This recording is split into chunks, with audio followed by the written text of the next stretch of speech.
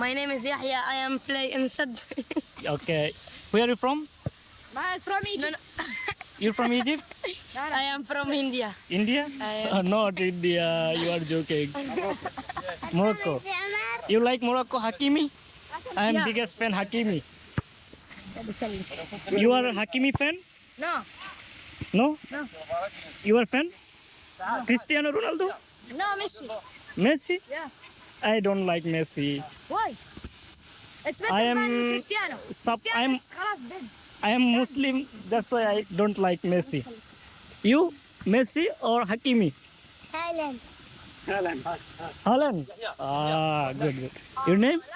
Thailand. Haaland. Okay. আমি এখন এখানের কোচের সাথে কথা বলবো। I am Johnny Sheikh. Okay. You say something? Football, very nice game. It's a good thing for children. Using the time, okay, healthy. And this boys not only training, for playing. That Okay. boys have dream, Yes. so they build the dream. We are in private coach now, okay, yeah, private class, Yes. private coach. This is Yes. private. Yeah, this is private training. Okay. Okay, Okay. not to waste the time. We have target. We are playing. As that Okay. people have dream to be professional players in future, inshallah. Inshallah. Inshallah. Your club names? Your club's names? See, there is my son in Qatar Sport Club. Okay. Okay, and another son of this coach is from Morocco, playing in Moiser. Another or three players in Moiser, and my son, only one playing in Qatar Sport Club. Okay. Okay. And in Aspire also, Okay. Aspire Academy. উনি বলছেন যে এখানে ছেলেদের dream আছে, স্বপ্ন আছে, আর সেই স্বপ্ন নিয়েই প্রাইভেট একাডেমি তারা করেছে এবং খেলাধুলার একটা সময় বেছে দিয়েছে।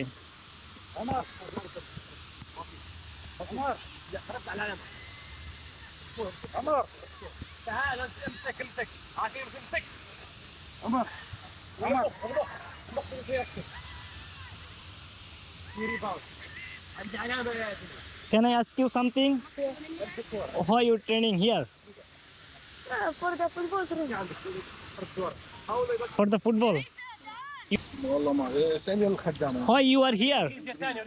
Him brother. Your dream bigger. لا اقول له شو اسمك؟ اسمك انت شو اسمك؟ قول لي انت شو اسمك؟ انت شو اسمك؟ عارف خطاب. عمر. আমার তোমার স্বপ্ন অনেক বড় হোক, আমি দোয়া করি তুমি অনেক বড় প্লেয়ার হও এবং দেশের নাম উজ্জ্বল করো। Okay sir, thank you. আমি এই ভদ্রলোকের সাথে কথা বললাম অনেকক্ষণ। উনি আমাকে বলল ওনার দুটো বাচ্চা, একটা হচ্ছে কাতার ন্যাশনাল স্পোর্টস ক্লাবে খেলে, আরেকটা হচ্ছে ছোট, সেটা আরেকটা ক্লাবে খেলে এবং তার ছেলে খুব ভালো স্ট্রাইকার। আর আমি তার ছেলের খেলাও দেখলাম অনেকক্ষণ, খুবই ভালো খেলে এবং ভবিষ্যতে একদিন বড় প্লেয়ার হবে, দোয়া করি। উনি বলল যে আমার ছেলে খুবই পরিশ্রমী এবং খুবই পরিশ্রম করে, তুমি একদিন এসে দেখো যে আমার ছেলে যখন তাদের ক্লাবের খেলা থাকবে তোমাকে ইনভাইট করব, তুমি এসে দেখো আমার ছেলে কতটুকু ভালো খেলে। তিনি এটাও বললো যে এই দেশের ছেলে মেয়েদের স্বপ্ন থাকে যে তারা কিভাবে ডক্টর হবে, কিভাবে ইঞ্জিনিয়ার হবে, কিভাবে ভালো প্রতিষ্ঠিত জায়গায় যাবে, কিভাবে ভালো একটা প্লেয়ার হবে, সেই স্বপ্ন থাকে এই সব দেশের পোলাপানে। কিন্তু আমাদের দেশের বাচ্চাদের কোনো স্বপ্ন নেই, কোনো আশা নেই। ওদের এখন হচ্ছে নেশায় আসক্ত, ওরা চাঁদাবাজিতে চিন্তায় এবং দুর্নীতিতে আসক্ত হয়ে পড়ছে আমাদের দেশের শিশু কিশোররা। কিন্তু এই দেশের শিশু কিশোররা হচ্ছে তাদের ভবিষ্যৎ উজ্জ্বল, তারা স্বপ্ন দেখে তারা ন্যাশনাল টিমে খেলবে। আমাদের দেশের ছোট ছোট বাচ্চাদের স্বপ্ন থাকে তারা কিভাবে হচ্ছে রাজনীতিতে জড়িয়ে চাঁদাবাজি করবে এবং তারা কিভাবে বড় রাজনীতিবিদ হতে পারবে। রাজনীতিবিদ হওয়া কোনো স্বপ্ন হতে পারে না, কোনো রাজনীতিবিদ হওয়া কারো স্বপ্ন হতে পারে না, কারণ রাজনীতিবিদ হওয়া মানে টাকা আর টাকা না, রাজনীতিবিদ হওয়া মানে নিজেকে বিলিয়ে দেওয়া দেশের জন্য, দেশের স্বার্থে, জনগণের স্বার্থে, মানুষের স্বার্থে। তাহলে কিভাবে একটা বাচ্চা রাজনীতিবিদ হওয়ার স্বপ্ন দেখে? আমাদের দেশের সরকারের শিশু, কিশোর এবং ছোট বাচ্চাদের নিয়ে কোনো ভবিষ্যৎ নেই, আমি দেখি না, আমি দেখতে পাই না। যদি দেখতে পেতাম তাহলে এরকম সুন্দর ব্যবস্থা থাকতো খেলাধুলা করার জন্য, পোলাপান বাচ্চারা নেশায় আসক্ত হতো না, তারা খেলার সময় খেলা করতো, পড়ার সময় পড়তো। আমাদের দেশে হলে এসব, আমাদের দেশে যদি হইতো তাহলে এই সমস্ত পোলাপান এখন রেল লাইনের চিপাচাপাই থাকতো, রাস্তার অলিতে গলিতে চিন্তাই করতো, ইপটিজিং করতো, নারীদেরকে, মেয়েদেরকে উত্ত্যক্ত করতো এই সমস্ত পোলাপান আমাদের দেশে হলে। আর উন্নত দেশের এই সমস্ত পোলাপান দেখুন এখন খেলা করতেছে, তাদের এখন খেলাধুলা করার সময়।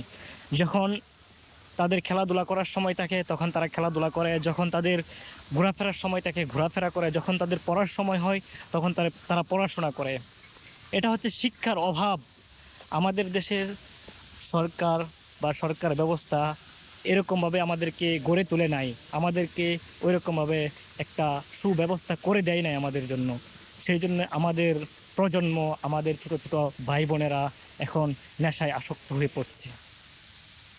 কেউ বাবা খাচ্ছে, কেউ অ্যাবা ফেন্সিডিল খাচ্ছে। কেন? এটার দায় কিন্তু আমাদের দেশের সরকারের নিতে হবে।